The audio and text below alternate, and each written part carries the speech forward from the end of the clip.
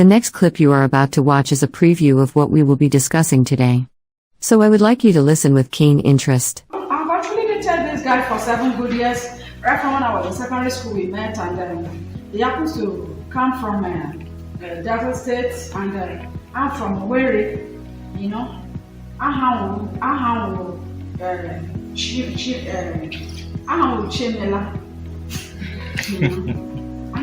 Chimela, like that. So I'm also called Ngozi, you know, my dad named me Ngozi, and this guy happens to come from Delta State. And then one day it dawned on me to ask him where the relationship, you know, it was leading us to. And then he said marriage, of course. I was excited, and I took it upon myself. I discussed with my siblings, and after discussing with my siblings, it reached my mom, and then from my mom to my dad.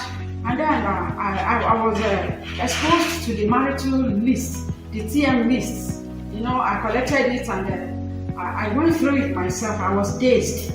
I saw well over close to 2 point something, roughly 3 million naira. So, like I said, I'm actually from Owerri. So, it's funny, my dear. So I was like, after all, he's a big guy. He's from a well-to-do family, you know.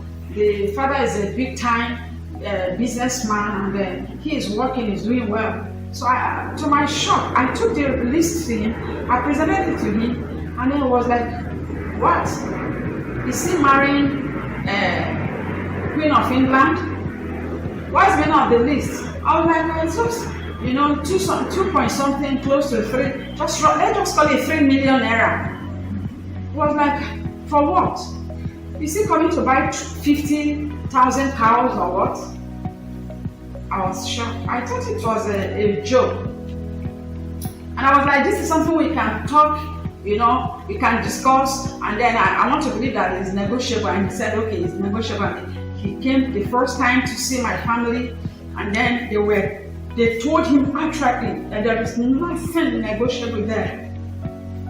In fact, my brother was like, are you negotiating for goat or for cats? That is a custom and that is a tradition. That was how I lost this guy. He left my life for good. And I thought something could be done about it. But I've come to realize that I happen to be one of the youngest ones in my time. And I'm 35 years old. I have some aunties in the house that are 40, 42, that are yet to get married because of the same problem. So, the second guy came, the same thing happened. The third guy came, the same thing happened. The fourth guy came, the same thing happened. The fifth guy came. And as I speak to you, I'm about to hit my 40, and I'm not yet married because of this outrageous deal. In fact, I'm sorry, I'm being emotional. I'm sorry. So I feel there's a need for me to I feel like running away. I feel like going to a far place where I can be useful to myself. I'm sorry, I'm not crying. I'm trying to put my mind, you know. So I feel like running away, maybe to Kano State, where they don't know me. I feel like running away to I'm sorry, I'm not crying anyway. I'm trying to express myself, you know, like that. So I'm approaching my 40s and I'm not yet married. And as I speak to you, there is nobody that is not asking for my hand in marriage. There is nobody that is interested in me, you know, just sleep with one, dump the person, you know, like that. And the next thing, you hear friends saying, you want to marry that old cargo. I mean, this is what custom and tradition has really brought upon us. And I'm even talking about my own aunties that have, you know, 45, 49, some about to clock 50, and they're never even talking about it. I don't know if it's possible for the society to step in and do something about this outrageous bill. Welcome to the talk show, Fast on Marriage. We've actually had a very nice time with our viewers so far. we've been talking about dowry. We talked about dowry last time, and this week we want to be talking about why we have too many aunties in town.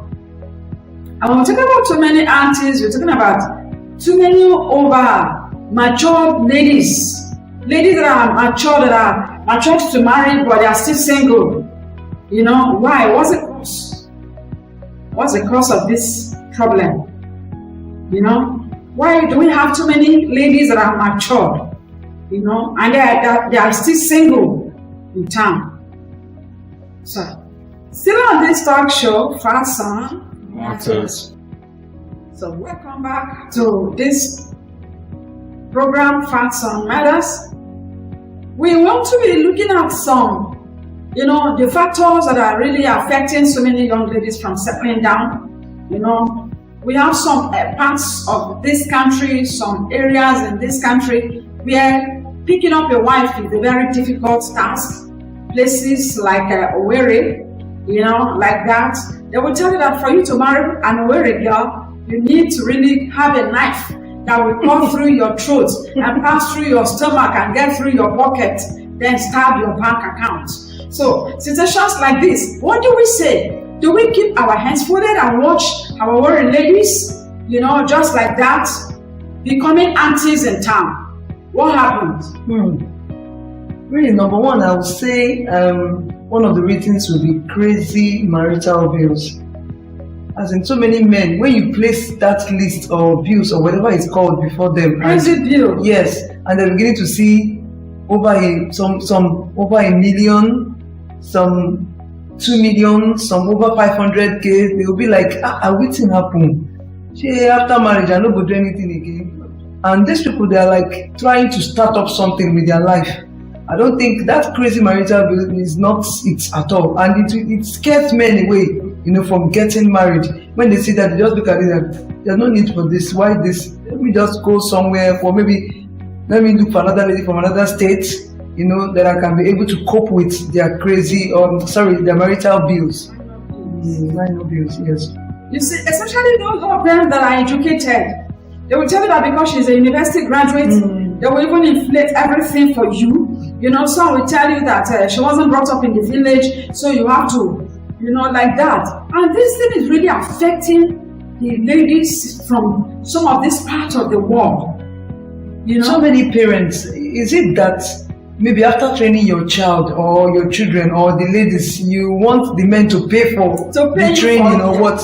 Because if you're saying this lady is a graduate and therefore for that reason you're going to pay a huge outrageous bills for them to be able to get married to their daughter, it's wrong. Because you as a parent, is your right as a parent to train up that child. So you don't have to put the responsibility on any man because once man he has to pay. He's a master degree holder, she's this, she's that, and all that. So are you thinking as a parent, you're just thinking for that moment? You're not thinking, you know, after marriage, how is the life of our daughter going to be like?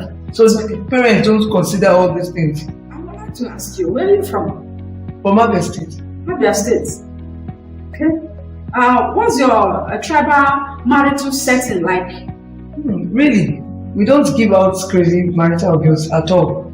You see, so many parents from Abia State, they just deem it fit to, like, they just take a token, not much. What they're really after is for the man or the men to take care of their daughters, proper care. Okay. You see, this thing is really eating into our society, and then you realize that most of our ladies are wasting, they're aging, some of them are approaching the menopause, and then you see our guys from this part of the world coming down to the Eurobars to marry the Eurobars. Most of the ladies that are married, you know, I'm telling you, what I know very well. I live in my family. Being an Igbo woman, in my family, we have 2 Eurobars in the house. You see? 2 Eurobars in the house, in our midst. Like that. Why? Because they feel that the bill is too much. And I learned the governor of Imo State has really placed a kind of a bill that the marital bill should be slashed very, very low. But you in the midst of all this, you find out that even the individual people, the families, they are still, placing this high, high bills on people. I learned of one that wants to marry from a white mom, and then they're talking about over $1 million plus. Just to get married. And I start to say that this thing is an individual wickedness. I call it wickedness. Because if you really want to marry, I want to advise the young ladies to really talk to their families, because they are not the one getting married. Your boy is married, your aunties are married. You are the one in the picture. And then when failure to do something about it, you have the right to stand up, to fight for your right, because you are aging. You are aging. Not this time where so many people, so many young ladies are getting into the state of menopause before they know what is happening. The doctor is telling them you have 1 year, you have 2 to 3 years just to give birth. Outside that, and that is when you see them wanting to force themselves on married men. That is when you see them praying in the chair. They don't care if they are second wife or fifth wife. But somebody single came to ask for you in the marriage, and a treasurer's bill was given to him. What are they marrying?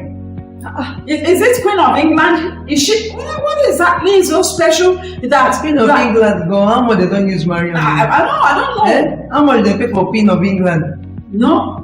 Somebody is coming to ask for your hand in marriage, and you see, I have come to realize that most of these plans are being perpetuated by the ladies in question.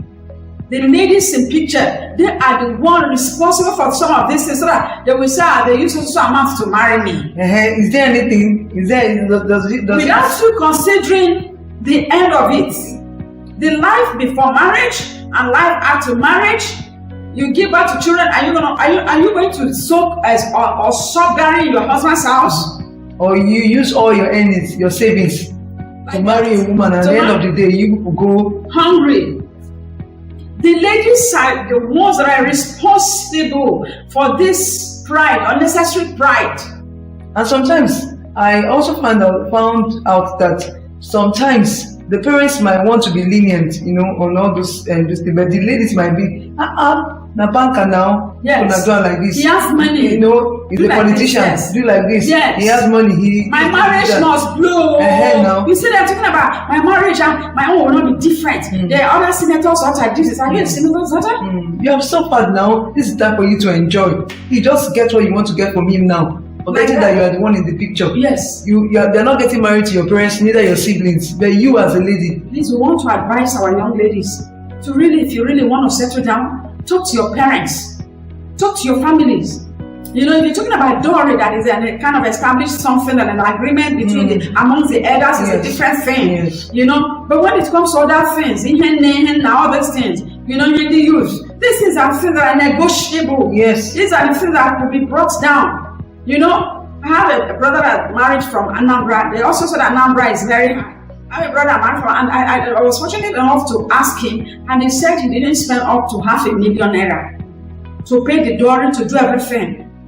That is not up to $500,000. That there is this negotiating power, be able to talk, but the dowry is untouchable. This custom and tradition of the land, like that. Pay the dowry, every that thing, can be cut down. But you find out that our young ladies, they are asked, to oppress, as if to extort, as if there's a competitive spirit in their midst, that because Janet married, the husband spends. So it depends on the strength of the man. Exactly. If the guy is loaded, is winded, there's no problem. He's free to spend. That is what he wants to spend. But if somebody that is really struggling, is trying to pick up things of life, at least it's supposed to be reasonable, because the disadvantage is more than what you think. There are some that will say there's no problem. I will give your family what they want, not knowing that it is girl that will tell them, press him harder, tell him stand on your ground, like that. Use this opportunity to get what you want. And then after getting what they want, that is why marrying from all these poverty-freaking families becomes a very big challenge anyway.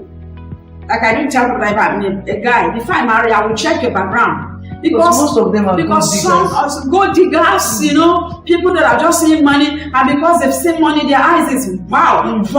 These are opportunities. These are opportunities to eat for somebody that is satisfied, somebody that the parents have worked down for them. Of course. You know, somebody that the will is containing the names of the daughters in the family, that at the end of the day, this is what I worked down for you as my daughter. Yes. What are you fighting for? What else are you fighting for? You see some of these ladies that want to extort because of poverty or something, I don't know. You know, that is why they want to change the wrappers of their mothers. But the disadvantage of this thing is this. Some guys will say, there's no problem, I love her, I'll marry her. But at the end of the day, they will find it difficult to make peace or to allow the family members of this girl to what? To have any form of relationship with the in-laws. Because you will feel that he has given you everything. There's The nothing you're coming back to enjoy. Various contributions. You see, they see some of these in-laws, they say, what did you say? Your family wants what? Tell them there's no money. Your family wants them off. I'll pay them off. And sometimes another bigger disadvantage to this effect is this. Some of these ladies after marriage, they get to find out either through their friends or relations or family members that you are responsible, you are part of this part of this extorting the guy in the day of your marriage. They'll make life sometimes miserable for the girl. I want this, they will tell you that it's not there. Yes. I want to contribute to my family's affair, they will tell you I don't have. You are no longer part of their family, I've brought you over. Because they realize that you're one of those that wanted to frustrate. They perpetrated the wickedness, you know, on him. Yes, to frustrate him. They will tell you that they've eaten what they needed to eat from him. Some of them will be doing that marriage that day, will tell him that once you step into the family, your family cord is broken with your family. The lady is going to pay for every time spent. Some of them, even to carry remote in the house, I said, do you know how much it costs? Do you know how much it costs? Please, young lady, this is the wife, woman, please drop the remote, don't spoil my TV for me. Because they felt frustrated. The lady becomes a slave in her own home. Now your parents have eaten, your siblings have eaten, you have made the big auntie out of yourself, now becoming a slave in your own home. You cannot protect the guy that wants to marry you. You cannot even cost yourself a little for him to know that you are not hungry. Like that. And ladies should know one thing, that you're going to spend this marriage of a thing is not something. It's a lifetime. It's a lifetime thing. It's not something you just we just get married and tomorrow we divorce. No. So please, we want to advise our parents, especially our mothers, because even the mothers sometimes they contribute to this, you know, problems of after marriage. You know, some of them will tell you that because the mama can she tie wrapper of 50,000, they must. You don't know the in-laws, all fingers are not what equal.